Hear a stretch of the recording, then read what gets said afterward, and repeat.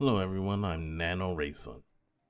It's been a year since Dehya was released, and for many, she's probably still considered as this also awful 5 star, which it can be, but it all depends on your perspective. Dehya is a character that is unique in Genshin because there's really no comparing her to other characters because she's kind of the only one that does what she does. And so I find it a little unfair to compare her. I think the mistake a lot of people made is that as she was coming out, we were told that she was a DPS. Not by Hoyo themselves. We were told by just other content creators, theory crafters, however you want to call it. They told us she was a DPS. That's what she was made for. They even said to go for the emblem set because she's a burst DPS. The reality is that Dehya is not a DPS.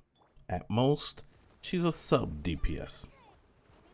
Dehya's passives and everything about her is about her skill and being off field. So if your character is supposed to be off field, then they're not the main DPS, not the main damage dealer. Her job is to provide survivability while also doing some damage. Now, if you consider her damage good or bad, that's up to you what you're looking for.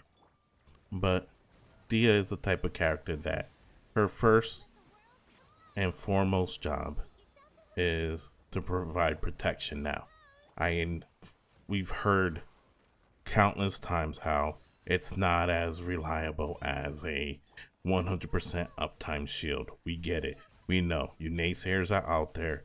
We get it. We've heard you ad nauseum. By the way, you're the loud minority, not the majority. But we've heard you ad nauseum say it. You guys will come into the comment section and say this is all coping and whatever. Yes, if that's what you want to call it. I've been coping for over a year. I've been maining Dehya for over a year because I've decided to play her how I believe MiHoYo intended her. Dehya is a support character first. At C0, she does hardly any damage. If you have her at C0, build her for support. I would go Golden Troop. I would drop her skills down and put her in a team where she can provide some IR. As you can see in the gameplay that's going on, to me, over a year played with this character, this is the best team, I believe, for her that utilizes all her skills. Before this team, it was instead of Arena, it was Kazuha on an Overburn team. But what you want to do is you want to provide protection. Dehya drops her E. Here, the rest of your team can run their skills without getting interrupted.